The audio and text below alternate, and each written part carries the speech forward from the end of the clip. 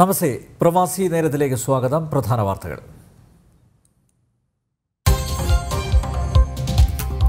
സംസ്ഥാനത്ത് കൊറോണ നിയന്ത്രണങ്ങൾ തുടരും. ഞായറാഴ്ച ലോക്ക്ഡൌൺ, കൊറോണ പരിശോധനയും വാക്സിനേഷനും വർദ്ധിപ്പിക്കും. കടബാധ്യതയെ തുടർന്ന് കൊല്ലം കുണ്ടറയിൽ ലൈറ്റ് ആൻഡ് സൗണ്ട് ഉടമ ജീവനൊടുക്കി. സംസ്ഥാനത്തെ കൊറോണ ബാധിതരുടെ എണ്ണത്തിൽ വൻ വർധന.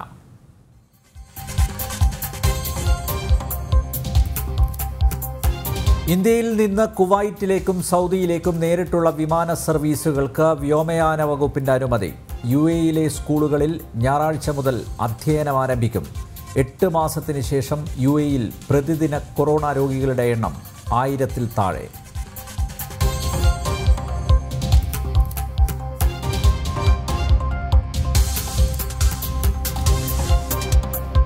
ഓപ്പറേഷൻ ദേവി ശക്തിയിലൂടെ ഇന്ന് 78 ഇന്ത്യക്കാരെ ഡൽഹിയിലെത്തിച്ചു.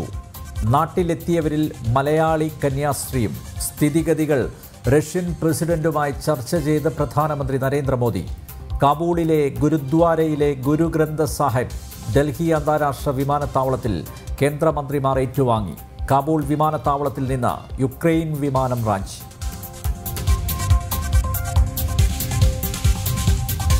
സെക്രട്ടേറിയറ്റ് തീപിടുത്തം അട്ടിമറിയല്ലെന്ന് പ്രത്യേക സംഘത്തിന്റെ അന്തിമ റിപ്പോർട്ട്. തീപിടുത്തത്തിന് കാരണമായത് ഫാൻ നിർത്താതെ പ്രവർത്തിച്ചത്. തീപിടുത്തത്തിൽ നശിച്ചത് അപ്രധാന ഫയലുകളെന്നും റിപ്പോർട്ട്.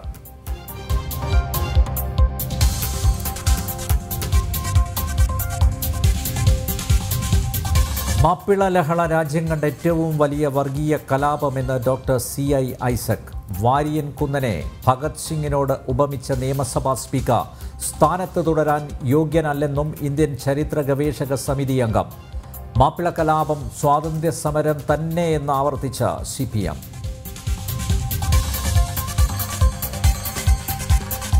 മുട്ടിൽ വനം കൊള്ളയിൽ NT സാജനെതിരെ പ്രത്യേക അന്വേഷണ റിപ്പോർട്ട് വന്നതിന് ശേഷം നടപടിയെന്ന് വനം മന്ത്രി AK ശശീന്ദ്രൻ. വനം വകുപ്പ് അന്വേഷണം അന്തിമമല്ല. കേസിലെ ധർമ്മടം ബന്ധമെന്ന ആരോപണം രാഷ്ട്രീയ പ്രേരിതമെന്നും ശശീന്ദ്രൻ.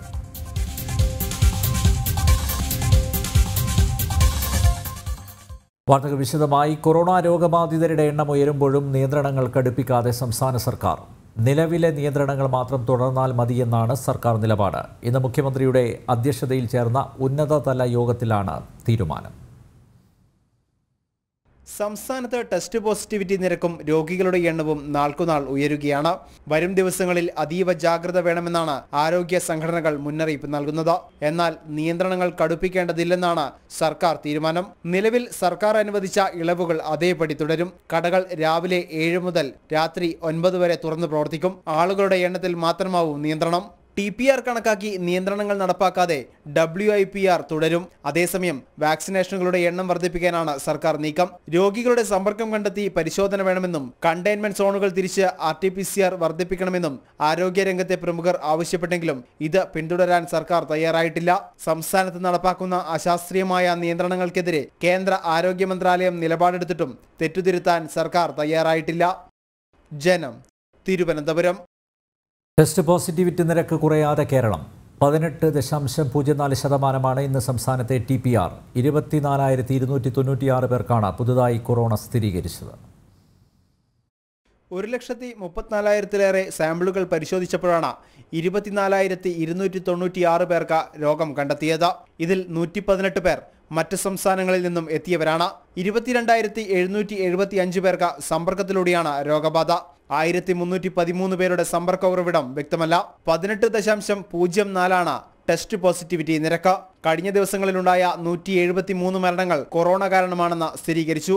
എറണാകുളം, തൃശൂർ ജില്ലകളിൽ പ്രതിദിന രോഗബാധിതരുടെ എണ്ണം 3000 കടന്നു. കോഴിക്കോട്, മലപ്പുറം, പാലക്കാട് ജില്ലകളിൽ 2000-ന് മുകളിലാണ് രോഗികളുടെ എണ്ണം. 90 ആരോഗ്യ പ്രവർത്തകർക്കും പുതുതായി വൈറസ് ബാധ കണ്ടെത്തി. 19,349 പേർക്കാണ് രോഗം ഭേദമായത്. 4,67,051 പേരാണ് വിവിധ ജില്ലകളിലായി ഇപ്പോൾ നിരീക്ഷണത്തിലുള്ളത്. പ്രതിവാര ഇൻഫെക്ഷൻ പോപ്പുലേഷൻ റേഷ്യോ അടിസ്ഥാനമാക്കി 74 തദ്ദേശ സ്വയംഭരണ സ്ഥാപനങ്ങളിലെ 414 വാർഡുകളിൽ നിയന്ത്രണങ്ങൾ കർശനമാക്കും. ജനം, തിരുവനന്തപുരം. ഇന്ത്യയിൽ നിന്നും കുവൈറ്റിലേക്ക് നേരിട്ടുള്ള വിമാന സർവീസുകൾക്ക് വ്യോമയാന വകുപ്പിന്റെ അനുമതി.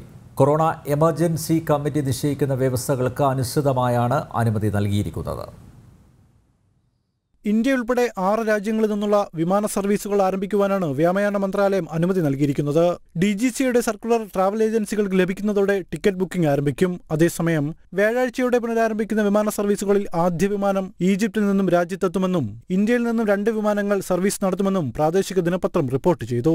ഈജിപ്ത്, ബംഗ്ലാദേശ്, നേപ്പാൾ, പാകിസ്ഥാൻ, ശ്രീലങ്ക, ഇന്ത്യ എന്നീ രാജ്യങ്ങളിൽ നിന്നുള്ള വിമാന സർവീസ് ആരംഭിക്കുന്നതിന് മന്ത്രിസഭ കഴിഞ്ഞ ദിവസം അംഗീകാരം നൽകിയിരുന്നു. DGCയുടെ ഔദ്യോഗിക അറിയിപ്പ് ട്രാവൽ ഏജൻസികൾക്ക് ലഭിക്കുന്ന മുറയ്ക്ക് സർവീസുകൾ ഉടൻ ആരംഭിക്കുമെന്നാണ് പ്രതീക്ഷിക്കുന്നത്. ജനം, കുവൈറ്റ്. സൗദിയിൽ നിന്നും 2 ഡോസ് കൊറോണ വാക്സിൻ എടുത്ത ഇന്ത്യക്കാർക്ക് ഇനി നേരിട്ട് മടങ്ങിയെത്താം. എംബസികൾക്കും കോൺസുലേറ്റുകൾക്കും അയച്ച സർക്കുലറിൽ ആണ് മന്ത്രാലയം ഇക്കാര്യം വ്യക്തമാക്കിയത്. സൗദി അറേബ്യയിൽ നിന്ന് 2 ഡോസ് കൊറോണ വാക്സിൻ സ്വീകരിച്ച് ഇമ്മ്യൂണായവർക്ക് ഇന്ത്യ ഉൾപ്പെടെയുള്ള രാജ്യങ്ങളിൽ നിന്ന് ഇനി നേരിട്ട് മടങ്ങിയെത്താമെന്ന് സൗദി വിദേശകാര്യ മന്ത്രാലയം അറിയിച്ചു. എംബസികൾക്കും കോൺസുലേറ്റുകൾക്കും അയച്ച സർക്കുലറിലാണ് മന്ത്രാലയം ഇക്കാര്യം വ്യക്തമാക്കിയത്. നിലവിൽ ഇന്ത്യ ഉൾപ്പെടെ വിലക്കുള്ള രാജ്യങ്ങളിൽ നിന്ന് സൗദിയിലേക്ക് മടങ്ങുന്ന എല്ലാവരും ഗ്രീൻ പട്ടികയിൽ ഉൾപ്പെട്ട ഏതെങ്കിലും രാജ്യങ്ങളിൽ 14 ദിവസം താമസിക്കണമെന്നതായിരുന്നു വ്യവസ്ഥ. എന്നാൽ പുതിയ ഉത്തരവ് പ്രകാരം ഇമ്മ്യൂണിറ്റി നേടിയവർക്ക് നേരിട്ട് സൗദിയിലേക്ക് യാത്ര ചെയ്യാം.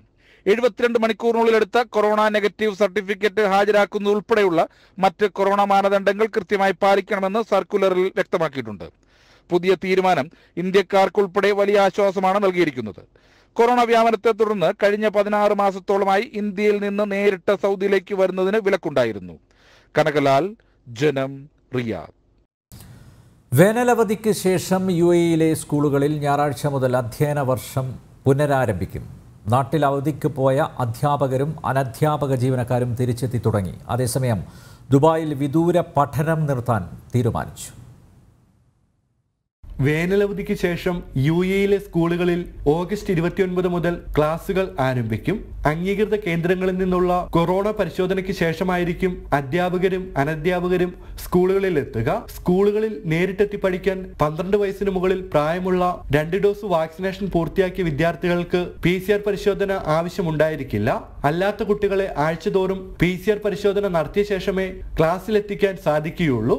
അതേസമയം ദുബായിൽ വിദൂര പഠനം നിർത്താൻ തീരുമാനിച്ചു.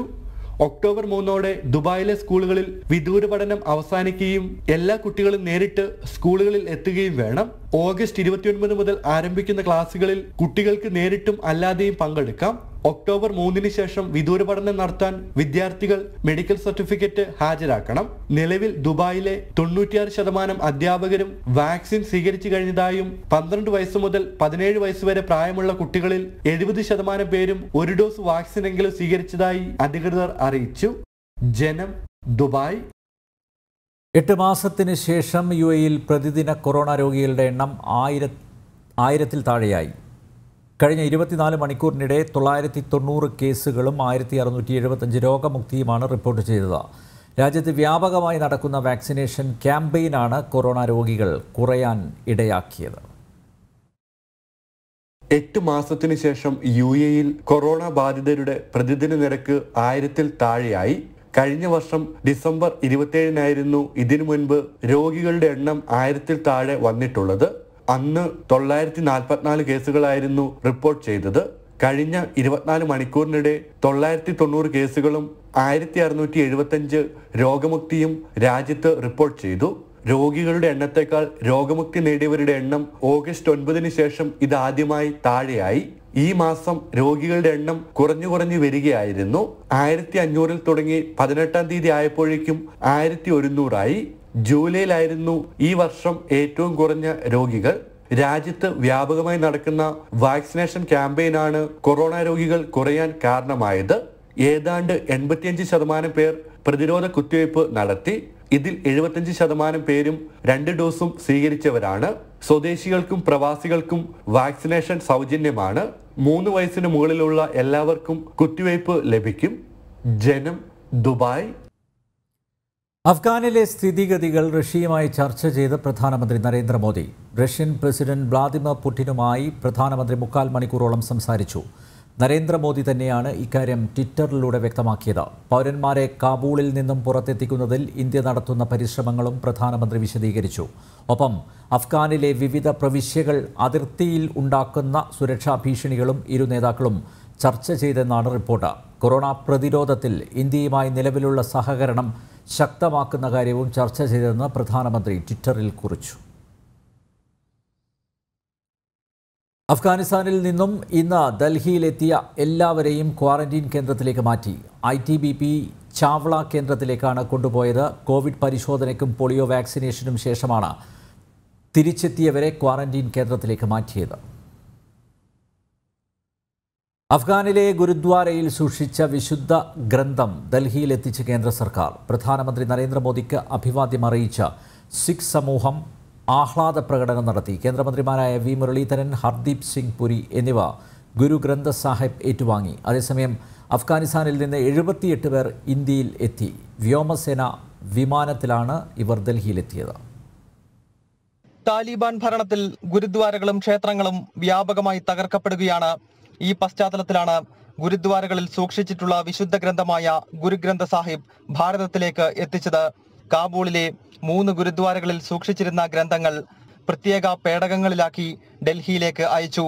ഇന്ദിരാഗാന്ധി വിമാനത്താവളത്തിൽ എത്തിയ പേടകങ്ങൾ കേന്ദ്ര വിദേശകാര്യ സഹമന്ത്രി വി മുരളീധരനും മന്ത്രിസഭയിലെ സിഖ് പ്രതിനിധി ഹർദീപ് സിംഗ് പൂരിയും ചേർന്ന് സ്വീകരിച്ചു.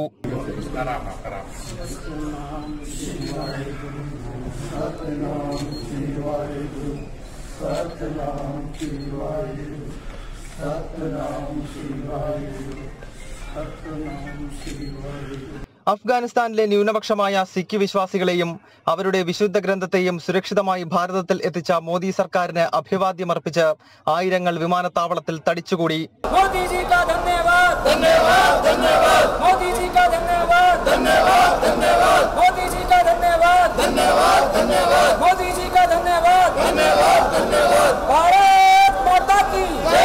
आज जो सिचुएशन है वो हमारी सरकार की वजह से है, हमारे मोदी सरकार की वजह से है कि आज हम इतना प्राउड मूवमेंट फील कर रहे हैं. हमारा विचार ये, सबसे पहले तो हम अपने मोदी सरकार का बहुत बहुत धन्यवाद करेंगे कि हमारे सिखों के लिए और हमारे गुरु ग्रंथ साहब के लिए उनकी इतनी बढ़िया सोच और इतना सब कुछ है कि हमारे जो पावन स्वरूप है, हमारे जो गुरु ग्रंथ साहब है, उनको बिल्कुल सुरक्षित यहाँ पे लाया जा रहा है और बिल्कुल सुरक्षित ले जाके हमारे गुरुद्वारा साहिब में विराजमान किया जाएगा. അഫ്ഗാനിൽ നിന്ന് അഭയാർത്ഥികളായെത്തുന്ന ഹിന്ദു സിഖ് വിഭാഗങ്ങൾക്ക് ഇവിടെ പൗരത്വം നൽകുമെന്നാണ് വിദേശകാര്യ മന്ത്രാലയം വ്യക്തമാക്കുന്നത്.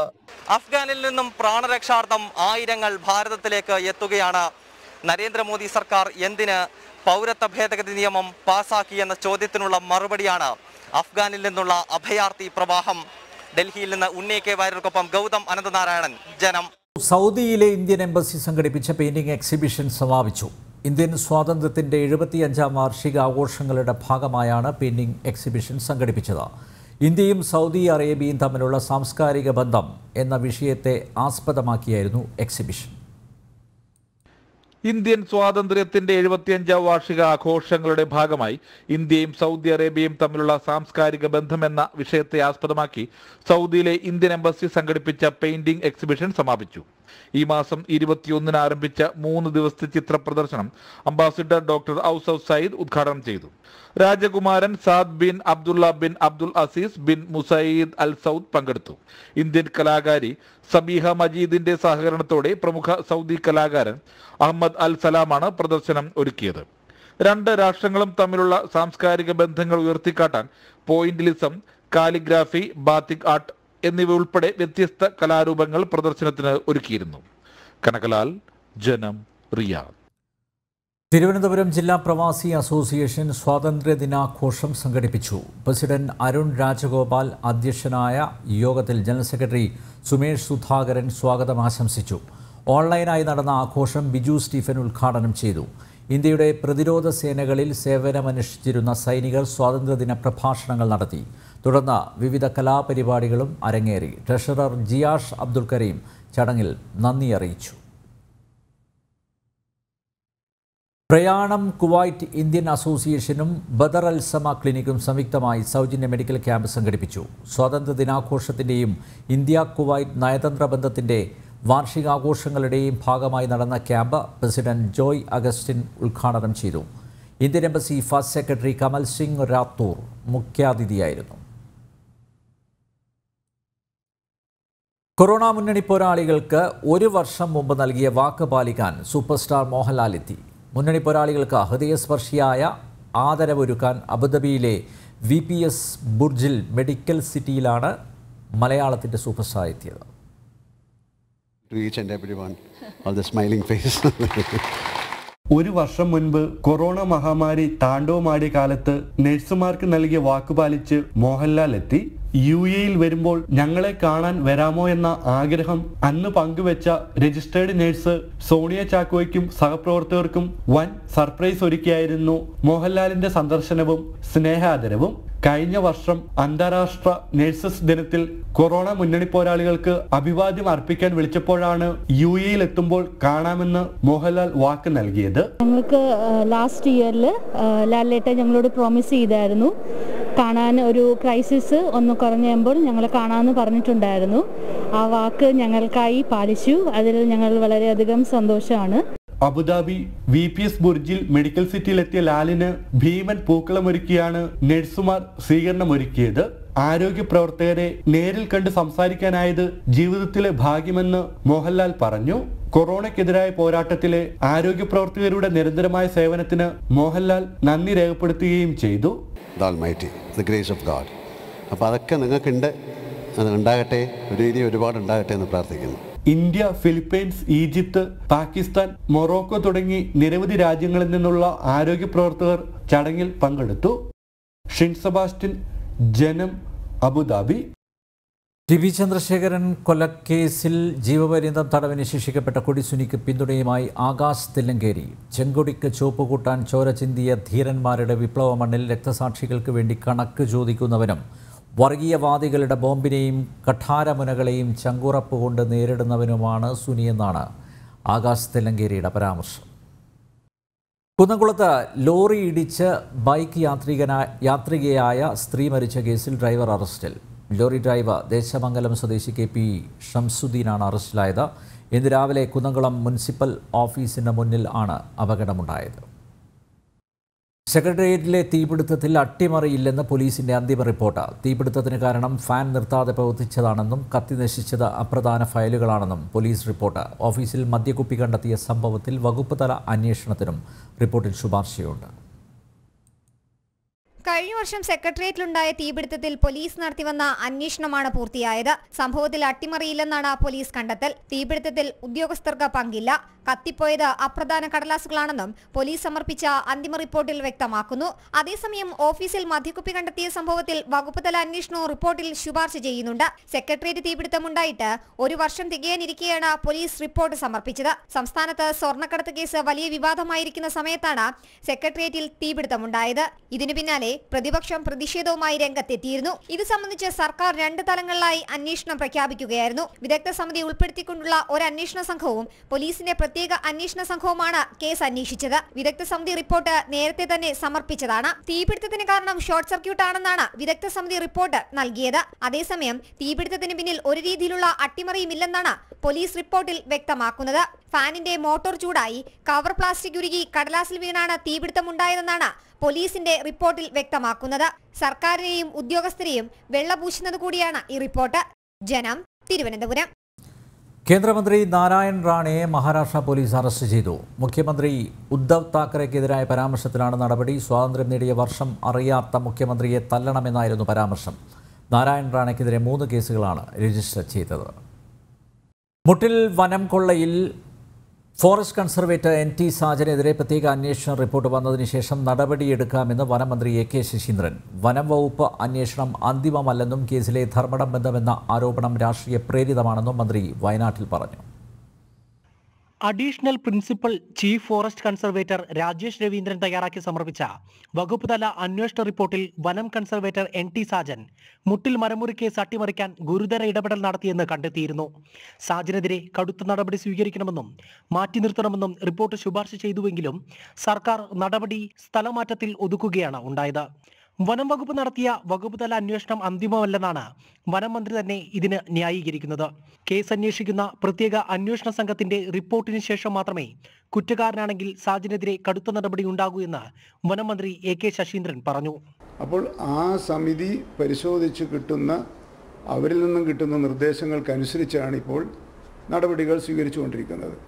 സമാന്തരമായ ഒരു അന്വേഷണവും സമാന്തരമായ നടപടിയും ഉണ്ടാകുന്നത് ഈ കേസിനെ ദുർബലപ്പെടുത്താൻ ചിലപ്പോൾ സഹായമായി പോകുന്ന മാത്രമല്ല ഇവർക്കിത് അന്വേഷിക്കാൻ അധികാരമില്ല. വനംവകുപ്പിന് സ്പെഷ്യൽ ഇൻവെസ്റ്റിഗേഷൻ ടീമാണ് ആത്യന്തികമായി ഈ കാര്യത്തിൽ ഒരു നിർദ്ദേശമോ കൺക്ലൂഷനിലോ എത്തേണ്ടത്. സമാന്തരമായ അന്വേഷണവും നടപടിയും കേസിനെ ദുർബലപ്പെടുത്തുമെന്നാണ് മന്ത്രി വിശദീകരിക്കുന്നത്.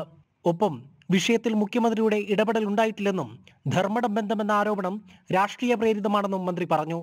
അത് പ്രതിപക്ഷം ചൂണ്ടിക്കാണിച്ചു വന്നിട്ട് ഇവിടെ ഇതിൽ പങ്കെടുത്ത ബന്ധപ്പെട്ടവരെ കുറിച്ചാണല്ലോ അന്വേഷിക്കുന്നത്. അങ്ങനെ ആരെയും ഏതെങ്കിലും ഒരു ബന്ധത്തിൻ്റെ പേരിലോ പരിചയത്തിൻ്റെ പേരിലോ സ്നേഹത്തിൻ്റെ പേരിലോ ഒരു സൗജന്യവും ഗവൺമെന്റിൽ നിന്ന് ആർക്കും കിട്ടില്ല. വനം വകുപ്പിന്റെ റിപ്പോർട്ടിനെ മറികടന്ന് മറ്റൊരു റിപ്പോർട്ട് വരാൻ സാധ്യതയില്ലെന്നും മന്ത്രി AK ശശീന്ദ്രൻ കൂട്ടിച്ചേർത്തു. ജനം, വയനാട്. കർഷക വായ്പയ്ക്ക് അപേക്ഷയുമായി എത്തിയ യുവതിക്ക് ഫോണിൽ അശ്ലീല സംഭാഷണങ്ങൾ അയച്ച CPM ബ്രാഞ്ച് സെക്രട്ടറിക്കെതിരെ നടപടി. പിണറായി ഫാമേഴ്സ് കോഓപ്പറേറ്റീവ് ബാങ്ക് സെക്രട്ടറിയും CPM ബ്രാഞ്ച് സെക്രട്ടറിയുമായ നിഖിൽ നരങ്ങോലിയെയാണ് CPM സസ്പെൻഡ് ചെയ്തത്. മുഖ്യമന്ത്രിയുടെ മണ്ഡലം പ്രതിനിധി P. ബാലൻ പ്രസിഡന്റായ പിണറായി ഫാർമേഴ്സ് കോർപ്പറേറ്റീവ് ബാങ്കിലാണ് സംഭവം. കഴിഞ്ഞ ആഴ്ച വായ്പയ്ക്കായി എത്തിയ യുവതിയുടെ ഫോണിൽ സൊസൈറ്റി സെക്രട്ടറിയായ നിഖിൽ നരങ്ങോലി അർദ്ധരാത്രി വിളിച്ച് ലൈംഗിക ചുവയോടെ സംസാരിക്കുകയും വാട്സാപ്പിൽ നിരന്തരം മെസ്സേജ് അയക്കുകയും ചെയ്യുകയായിരുന്നു. ശല്യം തുടർന്നതോടെ യുവതി ബന്ധുക്കളെ കൂട്ടി സൊസൈറ്റിയിലെത്തി സെക്രട്ടറിയെ പരസ്യമായി ചോദ്യം ചെയ്തു.